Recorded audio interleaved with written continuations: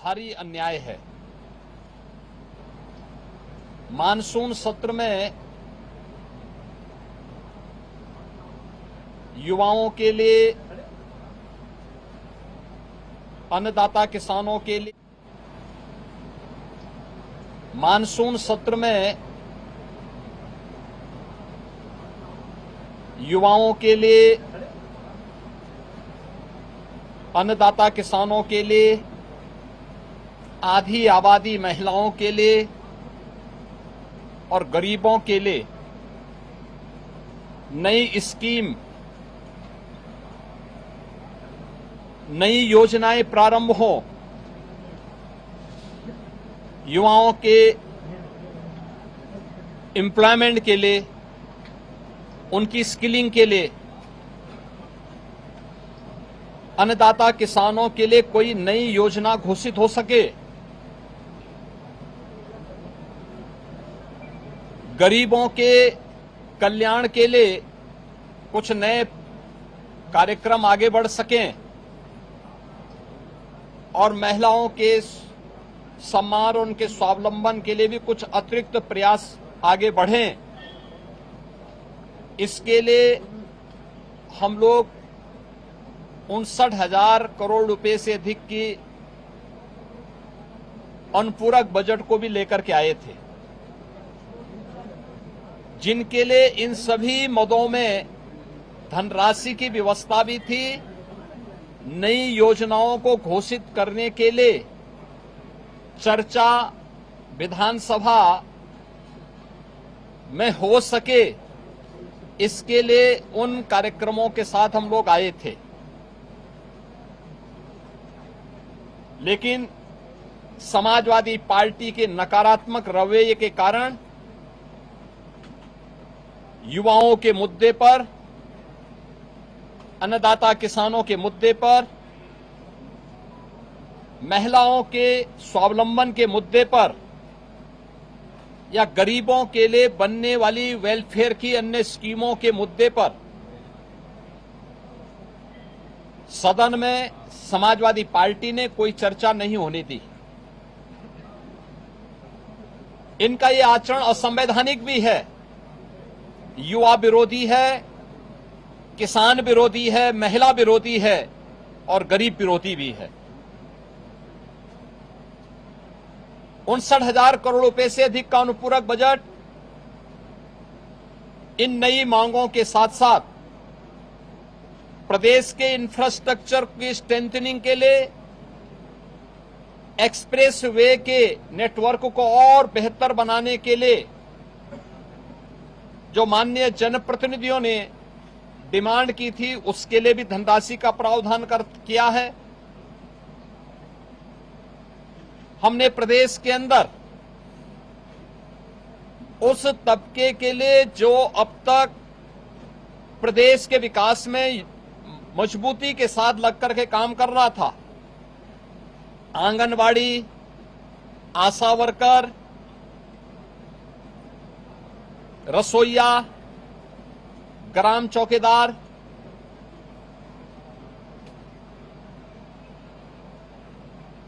आपके कोटेदार, इन सब के साथ साथ उस हरेक तबके को छूने का प्रयास किया था जिनके मानदेय बढ़ने हैं।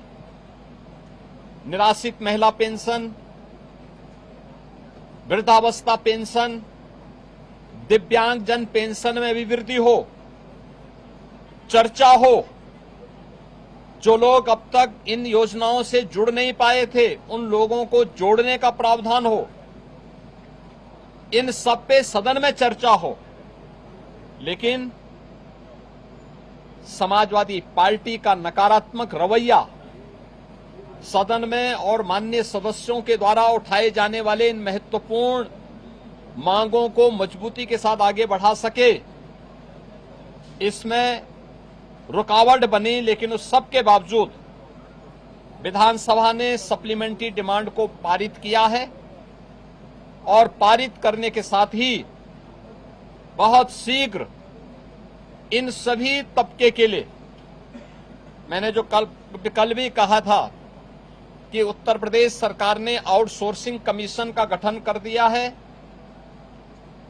एक न्यूनतम मानदेय हर एक आउटसोर्सिंग कर्मी को प्राप्त हो और उसको हर प्रकार की सामाजिक सुरक्षा की गारंटी भी प्राप्त हो, उसको हम अगले बहुत शीघ्र उसको आगे बढ़ाने जा रहे हैं। उसके लिए धनराशि की व्यवस्था हमने बजट में कर दी है।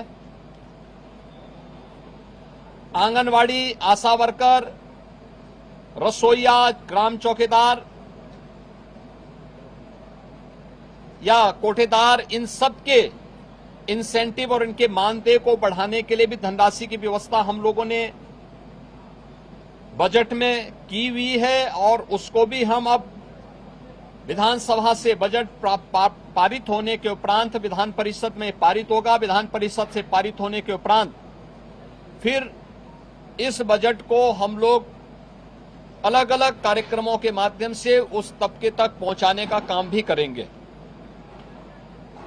समाजवादी पार्टी का यह चरित्र इस तबके को अपमानित करने वाला है, जो अल्प मानदेय प्राप्त करने के बावजूद प्रदेश के विकास के लिए और 25 करोड़ जनता जनार्दन की सेवा के लिए पूरी प्रतिबद्धता के साथ कार्य कर रहे हैं। इससे पहले भी इन्होंने शिक्षा मित्रों के भविष्य के साथ खिलवाड़ किया था। हमारी सरकार ने शिक्षा मित्रों के मानदेय को 10,000 से बढ़ाकर के 18,000 किया है। पहले 3,000 ये मानदेय मिलता था, हमने 3,000 से 10,000 किया, 10,000 से 18,000 किया और उन्हें 5 लाख रुपए की कैशलेस की सुविधा भी उपलब्ध करवाई।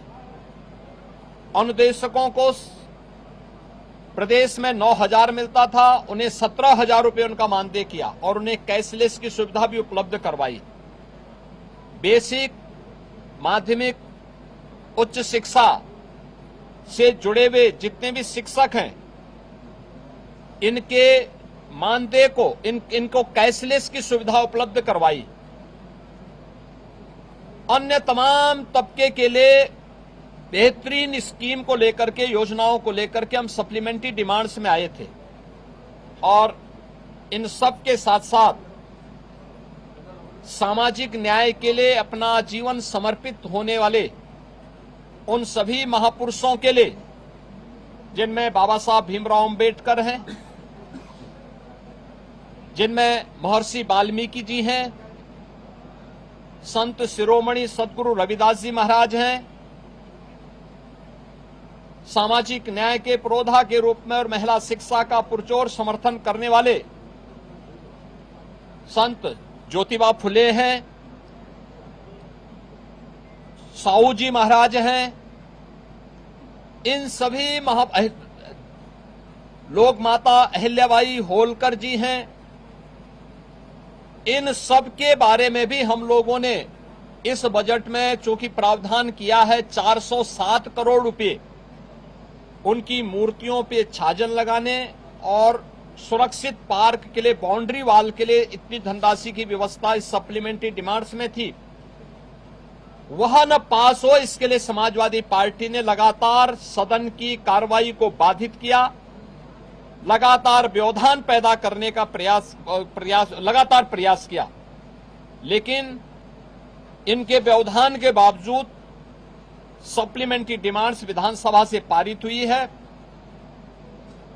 विधानमंडल से पारित होने के उपरांत ये सभी कार्य तय सीमा के अनुरूप आगे बढ़ेंगे और सामाजिक न्याय के सभी पुरोधाओं को, सभी महापुरुषों को भी सम्मान मिलेगा। समाजवादी पार्टी के दोहरे चरित्र के खिलाफ, जो दलित विरोधी है, पिछड़ा विरोधी है, युवा विरोधी है, किसान विरोधी है, महिला विरोधी है, गरीब विरोधी है, इन सब चेहरे का उजागर आज उत्तर प्रदेश सदन ने किया है कि इन लोगों का चेहरा और लोकतांत्रिक और संवैधानिक और इस पूरे तबके के साथ अन्याय करने वाला रहा है, अनर्थ करने वाला रहा है। समाजवादी पार्टी के इस अलोकतांत्रिक और संवैधानिक व्यवहार को, जो शर्मनाक व्यवहार लगातार सदन में देखा गया है, हम इसकी निंदा करते हैं और प्रदेशवासियों को इस बात के लिए आश्वस्त करते हैं कि डबल इंजन की एनडीए सरकार ने पिछले 9-9.25 वर्ष के अंदर जिस प्रतिबद्धता के साथ समाज के प्रत्येक तबके के हितों के लिए कार्य किया है, उसी प्रतिबद्धता के साथ यह अभियान बिना रुके, बिना डिगे, बिना थके आगे बढ़ेगा। बहुत बहुत धन्यवाद।